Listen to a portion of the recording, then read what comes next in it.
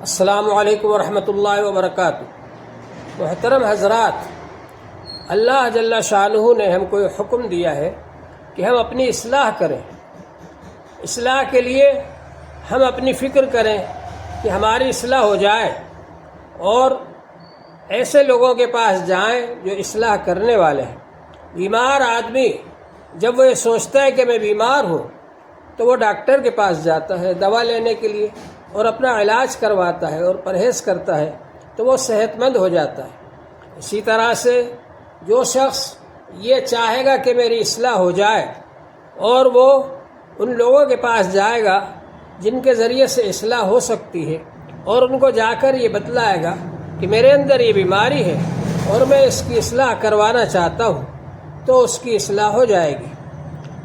تو اس کے لیے ہم لوگوں کو چاہیے کہ ہم اللہ والوں سے جڑیں اور ان کو اپنی بیماریاں ظاہر کریں، ان کے سامنے بتلائیں کہ ہمارے اندر یہ بیماری ہے، یا وہ خود جو بیماری کو محسوس کر لیں اور ہماری اصلاح کی کوشش فرمائیں تو ہم اپنی اصلاح کریں۔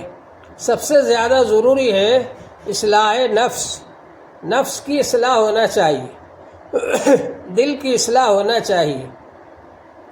حدیث پاک میں ہے، الا ان فی الجسد لمضغہ اذا صلح صلح الجسد کلہ واذا فسدت فسد الجسد کلہ الا وہی القلب۔ خبردار، انسان کے بدن میں ایک ایسا ٹکڑا ہے، جب وہ ٹھیک ہو جاتا ہے پورا بدن ٹھیک ہو جاتا ہے، جب وہ خراب ہو جاتا ہے پورا بدن خراب ہو جاتا ہے، اور وہ دل ہے۔ تو ہمارے دل کی اصلاح ہونا چاہیے۔ ہم میں سے ہر ایک اگر یہ کوشش کر لے اور یہ فکر کر لے کہ ہماری اصلاح ہو جائے تو پورے معاشرے کی اصلاح ہو جائے گی۔ اور اگر ہر آدمی یہ سوچتا رہے کہ میں تو سدھرایا ہوں اور مجھے اصلاح کی کوئی کوشش کرنے کی ضرورت ہی نہیں ہے، تو ظاہر بات ہے کہ پورے معاشرے کے اندر خرابی آئے گی۔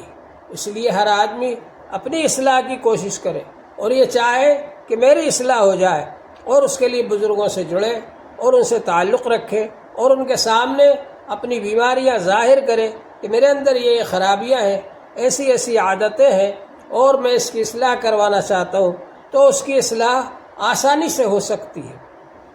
اس کے لیے اگر ہم بے فکر ہو کر کے بیٹھ گئے اور یہ سوچتے رہے کہ ہم تو اصلاح یافتہ ہیں اور ہماری اصلاح ہو چکی ہے، یا ہمیں اصلاح کی ضرورت نہیں ہے، تو اس بے فکری کی وجہ سے ہمارا بڑا نقصان ہے۔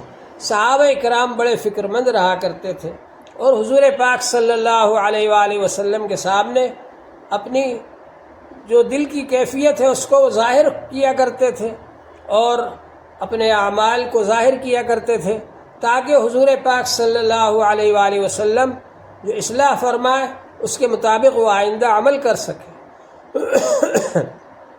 حضور پاک صلی اللہ علیہ وآلہ وسلم نے ارشاد فرمایا ہے، الکیس من دان نفسہ وعمل لما بعد الموت والعاجز من اتبع نفسہ ہواها وتمنى علی اللہ۔ عقل مند اور ہوشیار آدمی وہ ہے جو کہ اپنے نفس پر قابو رکھے اور موت کے بعد کے لیے تیاری کرتا رہے، اور عاجز اور احمق وہ آدمی ہے جو کہ اپنے نفس کو اپنی خواہشات کا تابع بنا دے، اور اللہ سے بڑی تمنائیں رکھے کہ وہ تو بڑے غفور الرحیم ہیں، معاف کر دیں گے، رحم کر دیں گے۔ اللہ سے تمنائیں رکھے، عمل کچھ نہ کرے، اور تقوی اختیار نہ کرے، اور برائیوں سے نہ بچے، اور تمنا رکھے کہ اللہ تعالیٰ غفور الرحیم ہے، معاف کر دیں گے، تو یہ آدمی عاجز ہے، احمق ہے۔ تو ہماری یہ کوشش ہونا چاہیے کہ ہم اپنی اصلاح کریں، اور اس کے لیے جتنا بھی ہم کر سکتے ہیں بزرگوں سے جڑ کر کے ذکر کریں، اور استغفار پڑھیں، درود شریف پڑھیں۔ اگر اس طرح ہم نے کیا تو انشاءاللہ تعالی ہماری اصلاح ہو جائے گی۔ اصلاح کے لیے سب سے پہلے اصلاح نفس ضروری ہے۔ اصلاح نفس ہوگی تو اصلاح معاشرہ ہوگا، اور اصلاح بڑے بڑے جلسوں میں تقریریں کرنے سے اور تقریریں سننے سے اصلاح نہیں ہوتی، بلکہ اصلاح اس وقت ہوتی ہے جب کہ آدمی خود اپنی فکر کرے اور اپنے شیخ کے پاس جائے اور ان کے سامنے اپنی برائی کو ظاہر کرے کہ میرے اندر یہ خرابی پائی جا رہی ہے، اور ان سے طلب کرے کہ وہ اس کا علاج بتا دیں اور اس کی اصلاح فرما دیں، تو اس طرح سے اصلاح ہوتی ہے۔ یہ ہماری کوشش ہونا چاہیے۔ اللہ جل شانہ ہم سب کو اس کی توفیق عطا فرمائے۔ وآخر دعوانا ان الحمد للہ رب العالمین۔